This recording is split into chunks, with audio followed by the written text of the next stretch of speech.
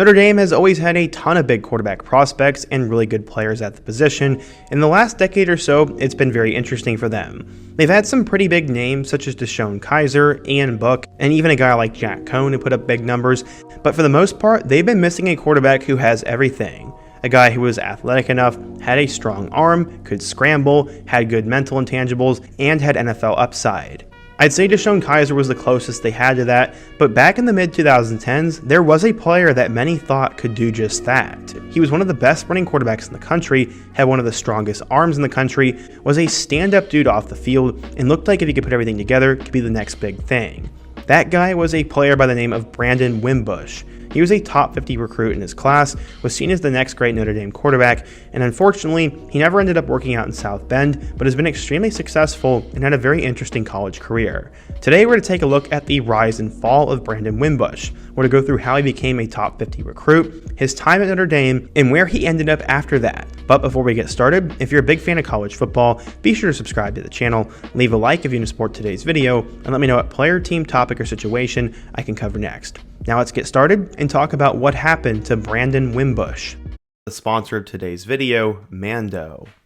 Mando was created by a doctor who saw firsthand how normal BO was being misdiagnosed and mistreated. It's a high-performance, whole-body deodorant that you can apply literally everywhere. What's actually really interesting is that Mando is clinically proven to control odors better than a shower with soap alone. For example, 12 hours after a shower, a man's normal odor level is a 5 out of 10. With Mando, on the other hand, it is literally a 0.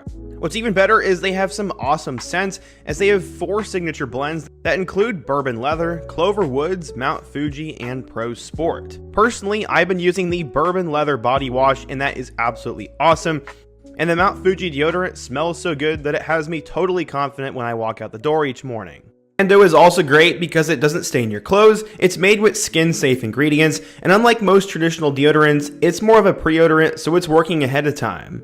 Luckily for you, Mando has made you a special offer because you watch this channel. The starter pack is perfect for new customers, as it comes with a full-size stick deodorant, a cream deodorant tube or a spray deodorant, and 2 free products like wipes or a mini body wash. And how do you do that? Well, you use the code that Mando gave me, which is SCOTTF, SCOTTF. If you want to smell good at your next tailgate, game, or any sort of event, be sure to get Mando products using my code, and you can smell like me. Thanks again to Mando for sponsoring today's video.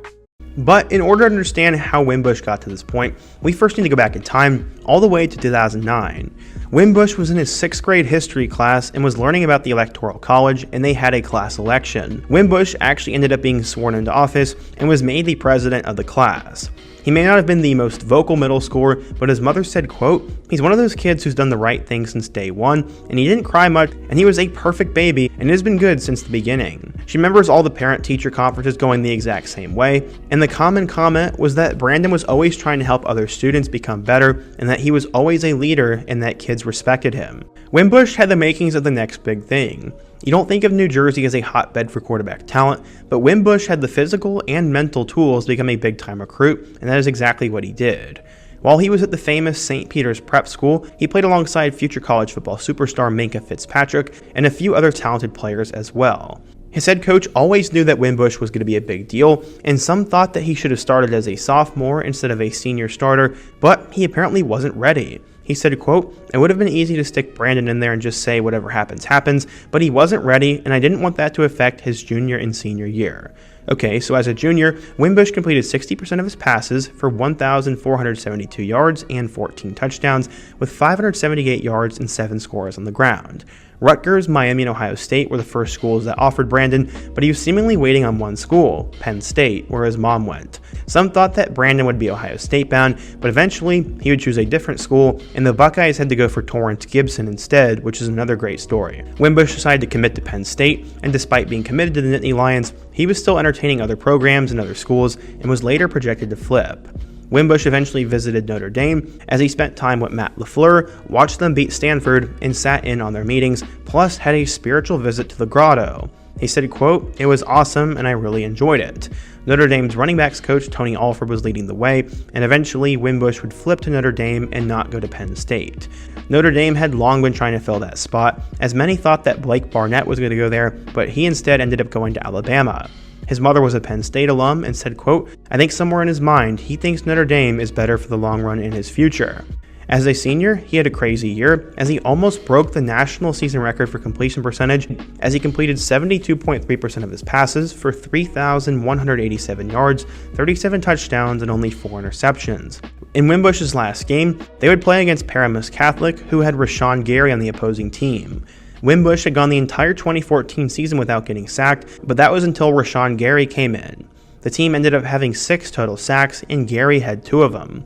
Wimbush was averaging nearly 400 yards per game, but his best moment came in the midseason when they were up 21-0. After a couple of series, he went off the field and told his head coach that he had a suggestion for him. He said he wanted to change the game plan to get the ball to a backup receiver, and Coach Hansen said, quote, "Why?" And then Wimbush said, "Because he works hard too, and I want to get him involved in the offense." And then the coach said, "All right, we'll get it done." As a senior, Brandon would help his school win their first state title since 2005, and he also received many awards, including the Gatorade Player of the Year, New Jersey's Offensive Player of the Year, and was an Under Armour All-American. He had a strong arm and had shown the ability to be a quality passer, but his true standout ability was his knack for tucking and running the ball. According to 24/7 Sports, Wimbush was a 4-star recruit, the number 3 dual-threat quarterback, and the 43rd overall player in the class of 2015. So, how would he end up doing in South Bend? Well, let's take a look. So when Wimbush arrived in South Bend, Indiana, he was compared to Everett Golson, except there were a couple of notable differences. He was bigger than Everett was, and was also not quite as polished as a passer, but both were confident, strong-arm pass-first quarterbacks who were able to make things happen with their feet when the play would break down. Wimbush would end up being the backup to both Malik Zaire and Deshaun Kaiser at first, and in 2015, he actually had to appear against both Pitt and UMass. He scored his first career touchdown on the ground against the Minutemen, and then he would end up redshirting in 2016, to make up for having to burn it in 2015. In 2016, Notre Dame had their first losing season since 2007, and they'd be losing both Kaiser and Malik Zaire, so now all of a sudden, Brandon Wimbush was going to be the guy as a redshirt sophomore. To start out in 2017, Wimbush would make his first career start against Temple, and in that game, he'd have 3 total touchdowns. Sadly, in week 2, he ended up being humbled, as he did have a touchdown in their loss to number 15 Georgia, but they would ultimately lose by 1 point against the Bulldog. From there, it went back and forth. He had 207 rushing yards and 4 touchdowns in a win over Boston College, but many were skeptical of him. After that Boston College game, many were calling for Wimbush to actually be benched because of his inability to be a passer. While he had a school record 207 yards for a quarterback, he only completed 11 of 24 passes for 96 yards and completed less than 50% of those passes. Notre Dame's passing efficiency was near the bottom of the FBS after 3 games, and many thought that Ian Book could do a better job. Ultimately, Wimbush would get plenty of time the rest of the year, as he would score a rushing touchdown in 10 of their 12 games, had 3 passing touchdowns in a win over Miami of Ohio, helped them beat 2 top 15 teams in USC and NC State, and then watched as their season would fall apart as he played terrible in a game against number 7 Miami, and they ultimately lost by 18 on the road against Stanford. Notre Dame would end up going 9-3 in 2017, and they'd get a chance to play in the Citrus Bowl, where they ended up beating number 17 LSU. In total, Wimbush passed for 1,900 yards with 16 touchdowns and 6 picks, but had 800 yards rushing with 14 scores there. Many thought he was a great leader and a good runner, but were worried about his ability to be a passer. At times, it looked completely disastrous, and many were wondering if Ian Book could end up being better. Except in the offseason going into 2018, Brian Kelly said, quote, "When he's confident, there's nobody that'll stop this offense because everybody believes in Brandon Wimbush." In week 1, they'd end up playing against number 14 Michigan, and Wimbush would end up throwing for 1 touchdown and an interception. In week 2 against Ball State, he actually ended up having a career-high 297 passing yards, but had 3 interceptions and an 8-point victory over the Cardinals. This was a really bad moment. Many thought that the coaching staff was purposely making Wimbush pass a ton to try to regain that confidence, but instead, he ended up completing 55% of his passes and had 3 interceptions. This would only make Wimbush look worse, and now there was pressure on him to perform at an all-time level. He didn't do much better against Vanderbilt, and then eventually Ian Book would take over. Wimbush's last good moment at Notre Dame came against Florida State in November, as in that game he threw for 130 yards and 3 touchdowns. In total, Book took over the team, but Wimbush finished with 719 yards with 4 touchdowns and 6 picks, and 1 more score on the ground. There was no hard feelings though, as Wimbush and Ian Book were apparently best friends. Before the calendar could turn another year, Notre Dame center Sam Mustipher said, quote, "In the only fashion that Brandon Wimbush could, news would break that he's going to be moving on and people only love him more. I make fun of him for it." He was apparently a fan favorite and a team favorite at Notre Dame, and when he decided to enter the transfer portal, many were supportive. Eventually, he would transfer to UCF, and Wimbush would make his first career start against Florida A&M. Many were worried about Mackenzie Milton, who had horribly torn his ACL at the end of last year, and for now it looked like Wimbush would be the guy, but he would have to fend off a freshman by the name of Dylan Gabriel. Eventually, Gabriel would take over, and Wimbush was now done and beaten out for a second time. In total, Wimbush played in 5 games, throwing for 167 yards with 2 touchdowns without an interception. He threw a total of 24 passes and ran the ball 11 times.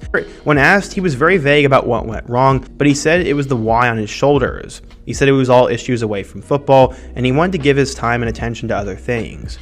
He started 1 game at UCF, and in total in college, he went 14-3 as a starter.